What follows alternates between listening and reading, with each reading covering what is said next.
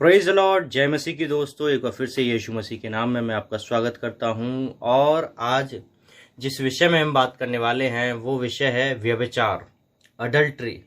और शैतान नहीं चाहता आप इस विषय को जानें, क्योंकि आज बहुत सारे मसीह लोग जो हैं इसी विषय पर और इन्हीं अडल्ट्री में और क्या बोलते हैं व्यभिचार में और स्त्री गमन में, पुरुषगामी में, इन सारी चीज़ों में बहुत सारे मसीह लोग क्या कर रहे हैं, आज बर्बाद हो रहे हैं, अपने जीवन को परमेश्वर से दूर ले जा रहे हैं। तो आज जिस विषय में हम जान रहे हैं वो विषय बहुत ही खास है और मैं चाहता हूं कि आप इस वीडियो को पूरा देखें और जानें कि व्यभिचार क्या है और व्यभिचार से कैसे हम बच सकते हैं और व्यभिचार से बचने के लिए क्या सही है और व्यभिचार में क्या क्या चीज़ें होती हैं, और ये सब बातें हम सभी जानते हैं। तो सबसे पहली बात, व्यभिचार क्या होता है, इस बात को मैं आपको बताना चाहता हूँ। हम में से बहुत सारे लोग जानते हैं, लेकिन फिर भी कई बार लोग जानना चाहते हैं। व्यभिचार किसी भी स्त्री के साथ या पुरुष के साथ संबंध बनाना या बहुत सारी चीज़ें, गलत सोचना उनके बारे में, गलत तरीके से गलत संबंध में रहना या फिर गलत तरीके से बहुत सारी चीज़ें, उसे व्यभिचार कहते हैं।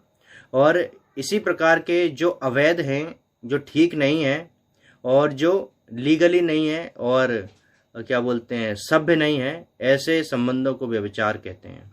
और व्यभिचार परमेश्वर नहीं चाहता कि हम व्यभिचार करें, ऐसी चीज़ों में हम फंसें और ऐसी चीज़ों से हम प्रभावित हों। परमेश्वर इन चीज़ों से हमें बचाना चाहता है और परमेश्वर चाहता है इन सारी चीज़ों से हम दूर रहें। लेकिन आज ये समय है, व्यभिचार कि एक आत्मा ऐसी आत्मा है जो मनुष्य को जब पकड़ लेती है तो वो अपने आप में स्वीकार ही नहीं कर पाता कि हाँ, मैंने व्यभिचार किया है, मैंने गलतियां की हैं, मैं ऐसा हूँ, मैं वैसा हूँ। नहीं, क्योंकि दुष्ट आत्माएं जो होती हैं, जब व्यभिचार की आत्मा किसी को पकड़ती है वो उसे स्वीकार नहीं करने देती, क्योंकि अपने आप में उसे ठीक लगता है। वो बोलता है मैं ठीक हूँ, मैं गलत थोड़ी ना हूँ। लेकिन वचन तो हमें बहुत कुछ सिखाता है इस बारे में। यीशु मसीह तो इस प्रकार से कहते हैं, पुराने नियम में बताया गया तू व्यभिचार ना करना, उसे ऐसे प्रकार से आज्ञा मिली। मूसा को निर्गमन की किताब 20 अध्याय में जब हम पढ़ते हैं, जब मूसा पहाड़ पर था तो परमेश्वर ने उसे आज्ञा बताई, और क्या आज्ञा थी? तू व्यभिचार ना करना। ये एक बड़ी आज्ञा है जो पुराने नियम से चली जा रही है। लेकिन जब इसी बात को हम यहाँ पर देखते हैं तो यीशु मसीह उस आज्ञा को थोड़ा सा क्या करते हैं, डिफाइन कर देते हैं, उस आज्ञा को थोड़ा क्लियर कर देते हैं, उस आज्ञा को और ज़्यादा मुश्किल बना देते हैं। देखिए, आसान है, लेकिन आम आदमी के लिए जो व्यभिचार करता है उसके लिए मुश्किल हो जाती है, क्योंकि उसकी सोच वैसी है, तो सोच के हिसाब से वो चीज़ें उसके लिए मुश्किल हो जाएंगी। अच्छे लोगों के लिए बुरी चीज़ें मुश्किल होती हैं, बुरे लोगों के लिए अच्छी चीज़ें झेलना मुश्किल हो जाती हैं।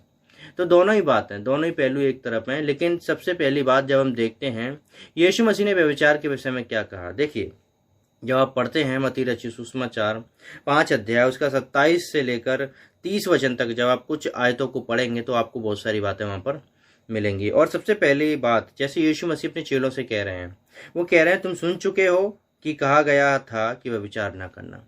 यीशु मसीह अपने चेलों को बता रहे हैं, क्या बता रहे हैं? तुम सुन चुके हो कि व्यभिचार मत करना, व्यभिचार अच्छा नहीं है, व्यभिचार परमेश्वर पसंद नहीं करता, अडल्ट्री परमेश्वर पसंद नहीं करता, प्रोस्टिट्यूशन परमेश्वर पसंद नहीं करता। आज बहुत सारे लोग प्रोस्टिट्यूट ऐसे काम करते हैं जो परमेश्वर को पसंद नहीं आते। तो ये परमेश्वर नहीं चाहता कि हम ऐसे कामों में फंसें या ऐसे कामों का लालच या ऐसे कामों की लालसा हमें खींच ले। कई बार आज बहुत सारे लोग ऐसी चीज़ों में फंसे हुए हैं। बहुत सारे लोग अपने जीवन में परमेश्वर से दूर चले गए, उनका आत्मिक जीवन कोलैप्स हो जाता है, ख़त्म हो जाता है, ढह जाता है। क्यों? किस कारण से? केवल एक कमी के कारण जो उन्हें मालूम है और वो जानते हैं, लेकिन फिर भी उसे स्वीकार नहीं कर पाते, क्योंकि शैतान का आत्मा उन्हें स्वीकार करने नहीं देता। क्योंकि ये एक आत्मा है, ये एक स्पिरिट है जो दुष्ट आत्मा बनकर आदमी के या औरत के या कोई भी व्यक्ति जिसको क्या करते हैं, वो व्यभिचार के रूप में फंसा लेती है। और फिर वो उन बातों में इस तरीके से फंस जाता है कि अपने आप को आज़ाद करने के लिए सोचने लगता है, व्हाट शुड आई डू। और जब बहुत देर हो जाती है, जब बहुत ज़्यादा देर हो जाती है, तब उसे याद आती है कि मैंने हाँ पाप किया है, मैंने हाँ गलती की है। आपने देखा होगा ना, कई बार जब सब कुछ खत्म हो जाता है उसके बाद इंसान कैसे एहसास करता है, काश ये चीज़ें मैंने बहुत पहले सोच ली होती। सोची तो थी, लेकिन उन पे एक्शन ले लिया होता। कई बार लोग सफलता के लिए एक्शन लेना चाहते हैं, बोलते हैं, और कई बार लोग जब गलतियां कर बैठते हैं तो गलतियां होने के बाद जब उनके रिजल्ट आते हैं तब वो कहते हैं काश इन बातों के लिए मैंने कुछ समय पहले ही एक्शन ले लिया होता तो आज ये चीज़ें मेरी लाइफ में ठीक हो जाती। यीशु मसीह तो इस तरीके से बता रहे हैं, उनका बताना इतना कठिन है। जब आप देखेंगे इसी बात को, यहाँ पर इस प्रकार से लिखा है 28 वचन में जाएंगे तो, कि मैं तुमसे सच कहता हूँ जो कोई किसी स्त्री पर कुदृष्टि डाले अपने मन में उससे व्यभिचार कर चुका है। देखिए यीशु मसीह ने तो और ज़्यादा कठिन कर दिया व्यवस्था को, यीशु मसीह ने वचन को और ज़्यादा कठिन कर दिया। पहले तो व्यभिचार करना ही व्यभिचार होता था, आप किसी के साथ गलत कार्य करते हैं तो व्यभिचार होता था, अवैध काम करते हैं तो गलत होता था। लेकिन यीशु मसीह ने क्या कहा, यदि तुम अपने मन में सोच भी रहे हो, किसमें? मन में सोच भी रहे हो। यहाँ पर तुमने सोच लिया ना कि क्या हो रहा है, आपने यहाँ पर सोचा, आपकी आंखों में एक पिक्चर चलने लगी और ऐसे ऐसे चल रहा है सब कुछ, तो क्या हुआ? यीशु मसीह कह रहे हैं तुमने कुदृष्टि डाल दी। क्या कर दिया? कुदृष्टि, मतलब वो एक गलत विचार आपने कर लिया, तो इसका मतलब क्या है? आपने व्यभिचार भी कर लिया। पहले तो शारीरिक कामों के द्वारा व्यभिचार होता था, अब परमेश्वर ने ऐसा कर दिया, आपने अपने मन में ही उसके साथ व्यभिचार कर लिया। इसका मतलब आप दोषी हो गए।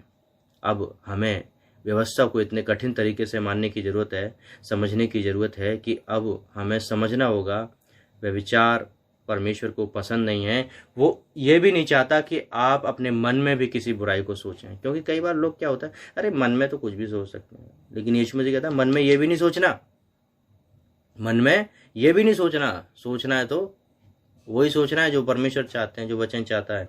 आगे लिखा है, यदि तेरी दाहिनी आंख तुझे ठोकर खिलाए तो उसे निकाल कर अपने पास से फेंक दे, क्योंकि तेरे लिए यही भला है कि तेरे अंगों में से एक नाश हो जाए और तेरा सारा शरीर नरक में न डाला जाए।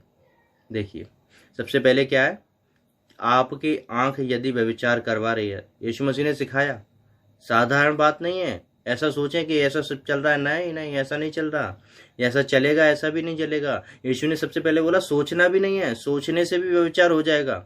लेकिन यीशु मसीह सिखा रहे हैं फिर भी, उसके बावजूद भी तेरी आंख तुझे ठोकर खिलाए तो क्या कर, उसको निकाल के फेंक दे। आंख निकालने का मतलब उसको निकाल के फेंक दे। इससे क्या होगा? इससे कम से कम तेरा शरीर नरक में तो नहीं डाला जाएगा, पूरा शरीर, एक अंग ही तो नाश होगा। आपने देखा भी होगा कई बार जब डॉक्टर के पास जाते हैं और डॉक्टर जब बताते हैं आपके किसी अंग में ये परेशानी है, जैसे मान लीजिए मैं एक कुछ लोगों को जानता हूँ, कुछ लोगों से मिला हूँ, एक भाई से मिला, उनके पैर नहीं है, उनके पैर में सेप्टिक फैल गई थी, और जब उनके पैर में सेप्टिक फैल गई तो डॉक्टर ने बोला आपका ये पैर हटाना पड़ेगा। तो उन्होंने उसका पैर हटा दिया और आज वो भाई बिल्कुल ठीक है बिल्कुल। तो सबसे पहली बात क्या है, डॉक्टर भी इस बात को कहते हैं यदि तेरे पैर से तेरे पूरे शरीर में सेप्टिक फैल जाए तो क्या होगा? अच्छा होगा क्या? नहीं, बिल्कुल अच्छा नहीं होगा। तो यीशु मसीह भी उसी बात को कह रहे हैं, यदि तेरी आंख ठोकर खिलाए तो क्या कर, उसे निकाल के फेंक दे। यीशु मसीह इसी बात को सिखा रहे हैं, यदि तेरा हाथ तुझे ठोकर खिलाए तो क्या कर, उसे निकाल के फेंक दे। भला है कि तू कम से कम तेरा शरीर, पूरा शरीर तो नरक में नहीं जाएगा। सबसे भली बात यह है, पूरा शरीर कम से कम स्वर्ग में जाने का तो मौका रह जाएगा तेरे पास। परमेश्वर से कहते हैं व्यभिचार करना बिल्कुल अच्छा नहीं है, परमेश्वर नहीं चाहता आप व्यभिचार करें। और बहुत सारी बातें मैं आपके लिए आने वाले समय में लेकर आने वाला हूँ। प्रभु आपको बहुत आशीष देने वाला है मेरे दोस्तों। वचन को हमेशा सुनते रहिए, ध्यान से पढ़ते रहिए। खुदाबंद आपके साथ है, आपकी प्रार्थना को सुनने के लिए तैयार है। बस ईमानदारी से उसने आज इस आज्ञा को हमने सुना है। शैतान, मैंने इसीलिए शुरुआत में बोला, शैतान नहीं चाहता आप पर खुदा के कलाम को सुने ताकि आप क्या हों, आप व्यभिचार से बचें। क्योंकि आज बहुत सारे लोग इस पाप के अंदर क्या हो रहे हैं, अपने जीवन को गंवा रहे हैं, अपने जीवन को बर्बाद कर रहे हैं, अपने जीवन को ख़त्म कर रहे हैं। तो यीशु मसीह पे भरोसा रखिए, आगे बढ़िए, उसके वचन पे भरोसा रखिए, उसको जानिए, समझिए। वो आपकी ज़िंदगी में बड़े कार्य करना चाहता है, आपको छोड़ना नहीं चाहता है, आपके साथ चलना चाहता है, आपकी सहायता करना चाहता है। वीडियो को लाइक कर दीजिए, कमेंट करके ज़रूर बताइए यदि आपको वीडियो अच्छा लगा हो तो। और क्या करना है, शेयर कर देना है ताकि उन लोगों की ज़िंदगी में ये वीडियो काम कर सके जो लोग आज भी व्यभिचार में जी रहे हैं। हो सकता है आपके एक शेयर से किसी का जीवन बच जाए। किसी के जीवन में उन्नति आ जाए, किसी का जीवन भला हो जाए, किसी के जीवन में कुछ बदलाव आ जाए, तो आपके एक शेयर से बहुत कुछ हो सकता है। तो क्या करना है, शेयर कर देना है और वीडियो को लाइक करना है और चैनल को सब्सक्राइब कर लीजिए। परमेश्वर आपके साथ है, चिंता मत करिए, परमेश्वर हमेशा आपके साथ रहता है। Praise the Lord, God bless you. जय मसीह की।